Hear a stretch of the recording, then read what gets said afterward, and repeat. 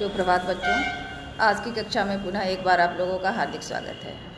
बच्चों, पिछले 2 वीडियो में हम लोगों ने प्रेमचंद की जीवनी एवं चंद द्वारा रचित सभ्यता का रहस्य के विषय में जाना। आज हम उसका आगे का भाग देखेंगे। लेखक के बहुत सारे मित्र हैं प्रेमचंद के, लेकिन उन मित्रों में एक मित्र है रतन किशोर, जिसके बारे में लेखक बता रहे हैं कि उनका चरित्र कैसा था, वे कैसे थे, ऑफिस में किस तरह का व्यवहार करते थे, किस तरह का कार्य करते थे। तो चलिए शुरू करते हैं। लेखक कहता है कि एक दिन मैं उनसे मिलने गया। उस समय वह अपने घसियारे दमड़ी को डांट रहे थे। घसियारे यानी घास काटने वाला, दिन रात का नौकर। दमड़ी रात दिन नौकर था, लेकिन घर रोटी खाने जाया करता था। प्रतिदिन वह अपने घर जाया करता था, हालांकि रात दिन उनके घर ही रहा करता था, रतन किशोर के घर। उसका घर थोड़ी ही दूर पर गांव में था। कल रात को किसी कारण से यहाँ नहीं आ सका, इसीलिए डांट पड़ी थी। राय साहब ने उससे कहा कि जब तुम्हें रात दिन के लिए रखे हुए हैं तो तुम घर पर क्यों रह रहे हो, कल के पैसे कट जाएंगे। दमड़ी कहता है कि हजूर, एक मेहमान आ गए थे, इसीलिए नहीं आ सका। तब राय साहब कहते हैं उससे कि तो कल के पैसे उसी मेहनत से ले लो। दमड़ी कहता है, सरकार, अब कभी ऐसा खता नहीं होगा, मुझे माफ़ करें, इस तरह की गलती नहीं होगी। राय साहब उसे फटकारते हैं, वह रोने लगता है। राय साहब कहते हैं कि 2 रुपये जुर्माना होगा, तो वह रोता रोता चला जाता है। यह एक रात को गैर हाजिर होने की सजा थी। बेचारा दिन भर काम कर चुका था, रात को यहाँ सोया नहीं था, बस उसी का दंड था। और घर बैठे भत्ता उड़ाने वाले को कोई नहीं पूछता। लेखक कहता है कि जो घर बैठे भत्ता उड़ाते हैं, अपने काम पर नहीं जाते, केवल पेपर पर वह कार्य कर लेते हैं, उन्हें कोई नहीं पूछता, उसे कोई दंड नहीं देता है। दंड तो मिले और ऐसे मिले कि ज़िंदगी भर याद रखे, पर पकड़ना तो मुश्किल है। दमड़ी भी अगर होशियार होता तो जरा रात रहे आकर कोठरी में सो जा सकता था, फिर किसे खबर होती कि वह रात को कहाँ था। पर गरीब इतना चंट नहीं था, धोखेबाज नहीं था, झूठ नहीं बोलता था। दमड़ी के पास कुल 6 बिस्वे जमीन थी। कितने बिस्वे जमीन थी बच्चों? 6 बिस्वे। पर इतने ही प्राणियों का खर्च भी था। उसके 2 लड़के, 2 लड़कियां और स्त्री सब खेती में लगे थे, फिर भी पेट की रोटियां मैसर नहीं हो पाती, यानी कि पूरे परिवार का भोजन उससे जुटा नहीं पाते। अगर सबके सब घर से निकलकर मजदूरी करने लगते। लेखक का कहना है कि अगर पूरा परिवार मजदूरी करने लगता तो आराम से रह सकते थे, लेकिन मौरिशी किसान मजदूर कहलाने का अपमान नहीं सह सकता है। इस बदनामी से बचने के लिए 2 बैल बांध रखे थे।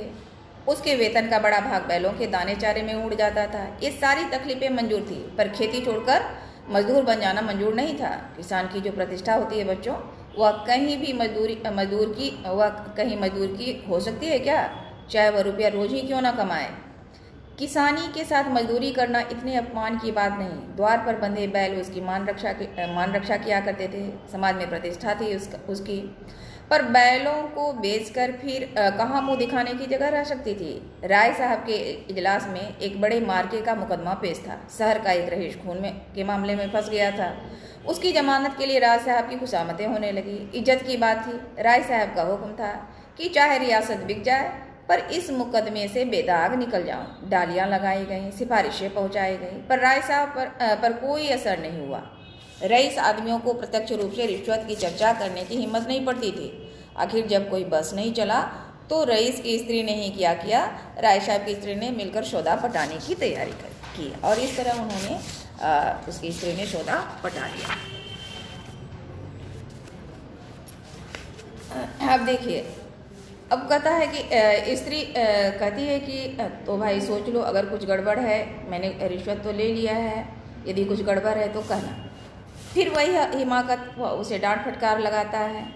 ठीक है, अब आगे क्या होता है देखिए। मुखिया के खेत में एक बार की बात है कि खेत से ज्वार कट रहा था। आज रात भर की वह छुट्टी लेकर आया था। दमड़ी बैलों के लिए चारा तिनका बिल्कुल नहीं था, तो इसीलिए उसने ठाना कि क्यों नहीं कहीं किसी के खेत से कुछ काट कर ले आए। ठीक है, इस तरह की बात उसके मन में आई और फिर वह काटने चला गया। इसी दरमियान क्या होता है कि वह पकड़ा जाता है, और पकड़े जाने पर उसे सजा मिलती है। सजा भी कौन देते हैं? राय रतन किशोर देते हैं। ठीक है, अब क्या होता है, जब सजा मिलती है तो सिपाही उसे कहता है कि शिकार तो अच्छा फंसा है।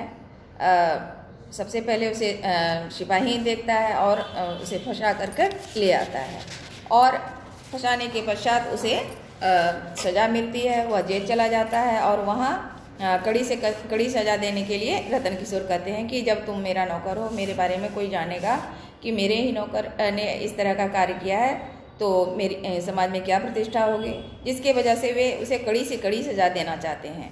और फिर कहते हैं कि राय साहब ने दमड़ी को 6 महीने की सख्त कैद का हुक्म दे दिया।